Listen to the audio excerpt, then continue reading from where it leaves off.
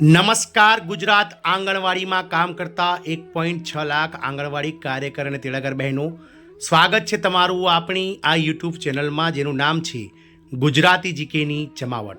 તો જેની આતુરતાથી રાહ જોવાઈ રહી હતી તે ગુજરાત હાઈકોર્ટના ચુકાદાને આધીન જે પગાર વધારો છે તેને લઈ અને રાજ્ય સરકારે તાબડતોડ નિર્ણય લીધો છે. આજના વિડીયોમાં આપણે બહેનો વિગતવાર ચર્ચા કરીશું કે ગુજરાતમાં જે આંગણવાડી બહેનો છે તેમના પગાર વધારાને લઈ અને સરકારે દિવાળી પહેલાં શું નિર્ણય લીધો છે અને આ પગાર વધારો ક્યારે મળશે, એરિયસની જે રકમ છે તે કેટલી રકમ બહેનોના ખાતામાં આવશે.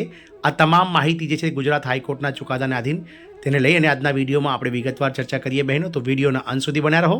જો ચેનલમાં આપ નવા હો તો ચેનલને લાઇક, શેર, સબસ્ક્રાઇબ કરી બાજુમાં રહેલું બેલ આઇકોન દબાવીને ઓલ નોટિફિકેશન ઓન કરો, જેથી કરીને ચેનલ પર મૂકવામાં આવતા આવા આંગણવાડી પગાર વધારા વગેરેના સમાચારો તમને સરળતાથી ચેનલના માધ્યમથી ઉપલબ્ધ થઈ જાય. તો વાત કરીશું આંગણવાડી કાર્યકર તેડાગર બહેનો કે જેઓ દેશના સૌથી મહત્વપૂર્ણ પાયાના કાર્યકર માનવામાં આવે છે. તેઓ માત્ર બાળકો માટે પોષણ અને શિક્ષણનો પાયો પૂરો પાડતા નથી, પરંતુ મહિલાઓ અને સગર્ભા માતાઓની સંભાળ રાખવામાં પણ મહત્વપૂર્ણ ભૂમિકા ભજવે છે. તેથી તેમની મહેનત અને યોગદાનને માન્યતા આપીને તેમના માનદ વેતનમાં વધારો કરવાના નિર્ણયનું સ્વાગત કરવામાં આવી રહ્યું છે. જે કાર્યકરો છે, તેડાગર બહેનો છે, તેઓ કરી રહ્યા છે કે તેઓ સવારથી સાંજ સુધી બાળકો અને મહિલાઓના સ્વાસ્થ્ય અને શિક્ષણની ખાતરી કરવા માટે કામ કરે છે. અત્યાર સુધી તેમને તેમની મહેનત મુજબ મહેનતાણું મળ્યું નથી. આ નિર્ણય તેમને આત્મસન્માન અને કાયમી સુરક્ષાની ભાવના આપશે.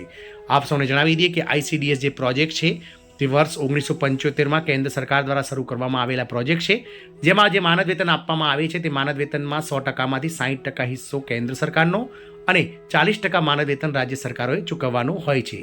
ત્યારે વર્ષ 2018થી જે છે તે કેન્દ્ર સરકારે એક પણ રૂપિયાનો વધારો આ 60% માનદ વેતનના હિસ્સામાં કર્યો નથી. જ્યારે રાજ્ય સરકારો અત્યારે તમામ રાજ્ય સરકારો પોતાનું જે કોન્ટ્રીબ્યુશન છે તે 40% કરતાં વધારી અને 100% કરતાં પણ વધારે આપી રહ્યા છે.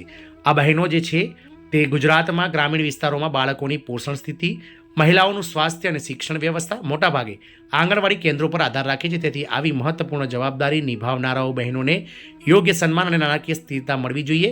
આ નવી જાહેરાત સંદેશ આપે છે કે સરકાર તેમના યોગદાનને ગંભીરતાથી લઈ રહી છે. અત્યારે હાલ ગુજરાત આંગણવાડીમાં કામ કરતા બહેનો, કાર્યકર બહેનોને 10,000 રૂપિયા પ્રતિ માસ અને તેડાગર બહેનોને 5,500 રૂપિયા પ્રતિ માસ જે છે તે માનદ વેતન મળી રહ્યું છે. વાત કરીશું ગુજરાત હાઈકોર્ટના ચુકાદાની. તો ગત 20 ઓગસ્ટના રોજ ગુજરાત હાઈકોર્ટની ડિવિઝન બેન્ચ દ્વારા ગુજરાત હાઈકોર્ટના 2024નો 30 ઓક્ટોબરનો જે સિંગલ બેન્ચ જજનો જે ચુકાદો હતો તેને પલટાવી અને આંગણવાડી કર્મચારીઓને વર્ગ 4નું લઘુત્તમ વેતન 14,800 રૂપિયા બંને સંવર્ગોને હાલના વેતનમાં વધારો કરી આપવાને લઈ અને ઐતિહાસિક ચુકાદો આપવામાં આવ્યો હતો. 20 ઓગસ્ટના ચુકાદા બાદ હવે તમામ આંગણવાડી કાર્યકર અને તેડાગર બહેનો તમામમાં આ પગાર વધારાને લઈ અને ઉત્સુકતા જાગી ગઈ છે. હાલમાં કેન્દ્ર સરકાર સાથે સંકલન સાધી અને રાજ્ય સરકારના નાણાં વિભાગ અને રાજ્ય સરકારનો મહિલા અને બાળ વિકાસ વિભાગ આ હાઈકોર્ટના ચુકાદા પર કામ કરી રહી છે. એવી આશા છે કે દિવાળીના તહેવારો પહેલાં જ આ જે કર્મચારીઓ માટે પગાર વધારો જે હાઈકોર્ટે સૂચવ્યો છે તે સરકાર જાહેર કરશે.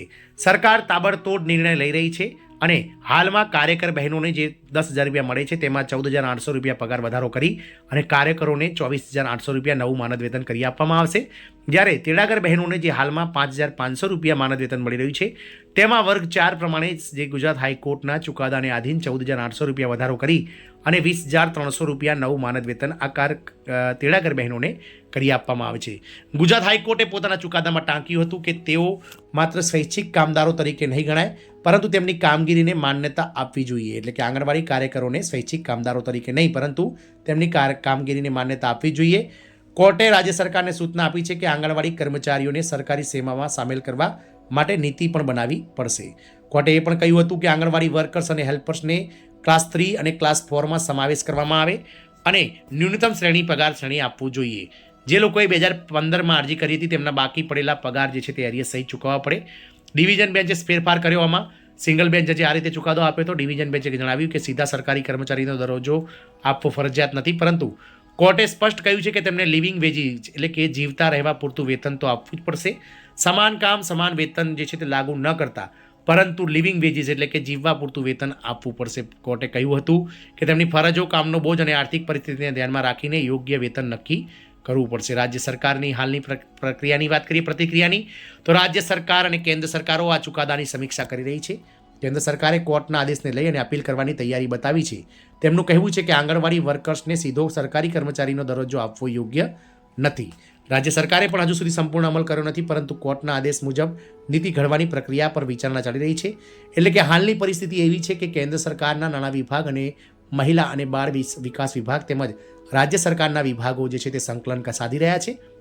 હમણાં જ ગુજરાત રાજ્યના મહિલા અને બાળ વિકાસ વિભાગ દ્વારા તમામ જિલ્લાના ICDS જે અધિકારીઓ છે, પ્રોગ્રામ ઓફિસર્સ અને ICDS ઓફિસર્સ, તેમના જોડે તમામ જે વર્કર્સ અને જે હેલ્પર છે તેમની જે સંખ્યાબળ છે તેની માહિતી માગવામાં આવી છે અને નાના વિભાગને મોકલી આપવામાં આવી છે.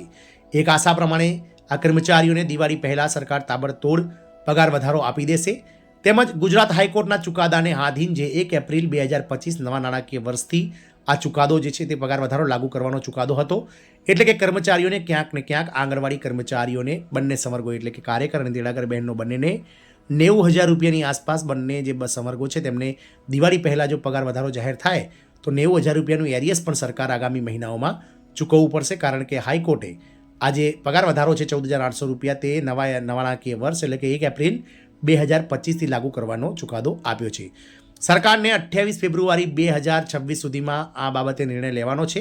એટલે હાલમાં સરકારના તમામ અધિકારી અને વિભાગો જે છે તે આ બાબતને લઈ અને ગંભીરતાથી ચર્ચાઓ કરી રહ્યા છે અને સરકાર ટૂંક જ સમયમાં એટલે કે દિવાળી પહેલાં જ આ કર્મચારીઓના પગાર વધારાને લઈ અને મહત્વપૂર્ણ નિર્દેશ અને આદેશો જારી કરશે. ક્યાંક ને ક્યાંક સરકાર આ કર્મચારીઓના પગાર વધારા માટે કટિબદ્ધ છે તેવું દેખાઈ રહ્યું છે. સૂત્રો દ્વારા મળતી માહિતી અનુસાર સરકાર ધનતેરસ સુધીમાં જે છે તે આ કર્મચારીઓના પગાર વધારાને લઈ અને જાહેરાત કરી આ કર્મચારીઓની દિવાળી સુધારી શકે છે. જય હિન્દ, અસ્તુ.